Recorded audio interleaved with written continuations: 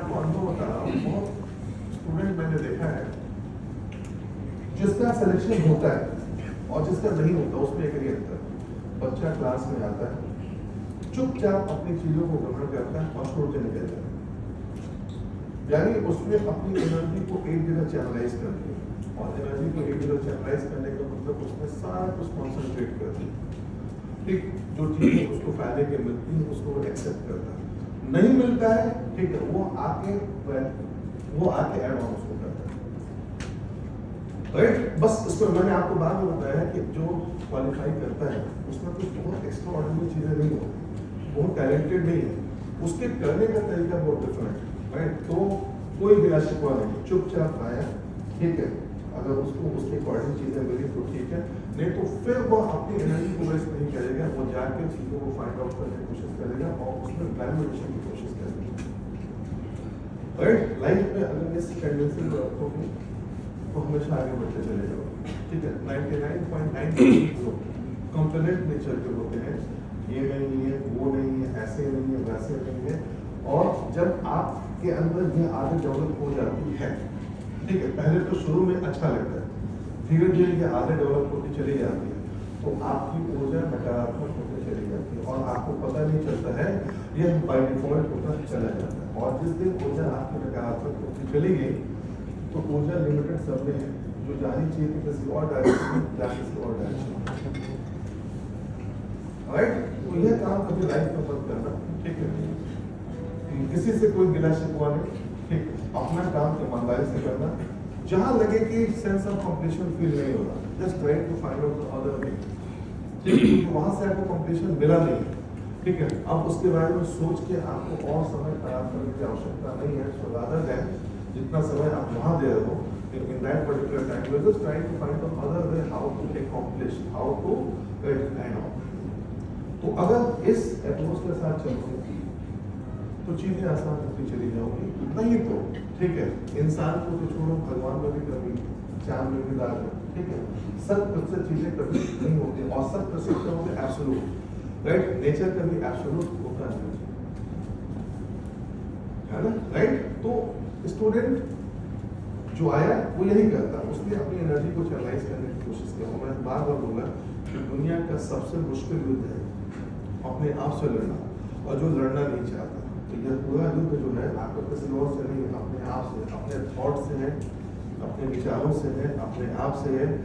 जीवन में हर समय आप, ठीक है, हमेशा आपके दिमाग में वो चलता है, क्या करना है, क्या नहीं करना, ये नहीं वो, ये नहीं हुआ तो आगे क्या करें, ठीक है, यह सबसे बड़ा मुश्किल युद्ध होता है। तो वही आगे बढ़ता है जो बहुत पॉजिटिव माइंड के साथ चलता है कि होगा क्यों, ठीक है, हमको सेकंड थॉट लेके नहीं चलना। अगर आज ही के डेट में आपको दुनिया में जो ऑप्शन हो जाएंगे तो आपके दिमाग के कहीं कोने में आपके पास प्लान बी प्लान सी भी रहेगा, और जब आपके पास plan B plan C plan D है तो शायद आप प्लान ए के साथ वह जस्टिस नहीं कर पाओ जो आपको करने की आवश्यकता है,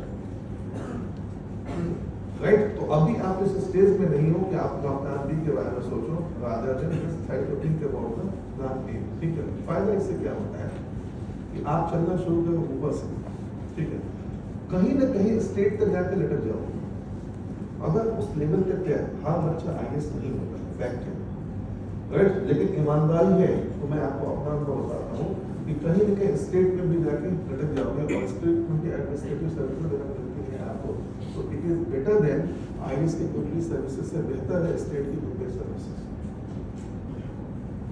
राइट। किसी सेक्रेटरी में सड़ने से बेहतर है कि आप जाइए और अपने स्टेट में राज कीजिए, स्टेट सर्विसेज कर दो। पॉइंट इज दैट आईएएस नहीं भी होगा तो पीसीएस की क्लास के ऑफिसर में जाओगे, ठीक है, यह इसकी क्रेडिबिलिटी, यह इसका एक ओवरऑल जो है निकल गया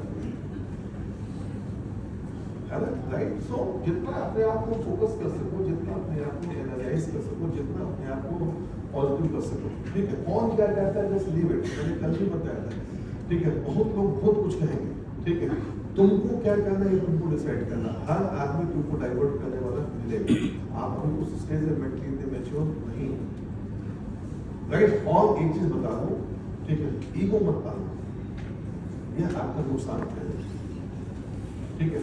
मैंने लोगों को करवा IITians को मैंने क्वालिफाई करते नहीं देखा है, क्योंकि उनके अंदर एक फॉल्स ईगो था। ठीक है, मेरा बैचेस चलते थे जेएनयू कैंपस के सामने साउथ दिल्ली में। ठीक है, साउथ दिल्ली के बैच था, पूरा बैच जेएनयू का था और आईआईटी कैंपस का था। ठीक है, आपका ये फर्स्ट अटेम्प्ट शुरू हुआ था जिस समय सीसेट का और आपका एथिक्स वाला पेपर था। आईआईटीएंस को मैंने क्वालिफाई करते हैं, उस समय सीसेट का पेपर एड ऑन होता था, आज की डेट में सीसेट का पेपर क्वालिफाइंग है, राइट। मैंने अच्छे से आईआईटीएंस को सीसेट प्रीलिम्स क्वालिफाई करते नहीं देखा है, because they were more confident कि मैं आईआईटीएन हूँ, मैं एक पेपर कर लूँगा। ठीक है, और उसी पेपर को क्लियर कर रहे। ठीक, कॉन्फिडेंस अच्छी चीज़ है, ओवर कॉन्फिडेंस नहीं होना, क्योंकि तुमको क्या आता है और एग्जामिनेशन पे क्या करना है वो अलग अलग चीज़ें होती हैं।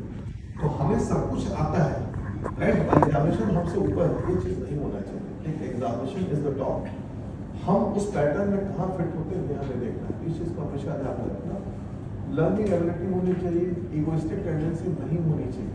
लाइफ में जितना फ्लेक्सिबल रहोगे चीज़ें आसानी से एक्सेप्ट करोगे, जितना इगोइस्टिक रहोगे, अगर पेड़ तना हुआ है तो आधी में पड़ता है, फ्लेक्सिबिलिटी अगर उसके अंदर तो मेंटेन करता है। लाइफ में जितना फ्लेक्सिबल रहोगे, राइट। पहली यूपीएससी में एडमिनिस्ट्रेशन का पहला लेसन है, जब वो ऑफिसर बन के जाते हो, जो नए रंगरूप होते हैं वो तेजी से सस्पेंड होते हैं, राइट। कभी किसी गुजराती और महाराष्ट्रियन को आप नहीं देखोगे सस्पेंड होते, क्योंकि उनको उनके लाइफ में फ्लेक्सिबिलिटी होती है, वो परिस्थितियों के अनुसार अपने आप को मोल्ड करते हैं।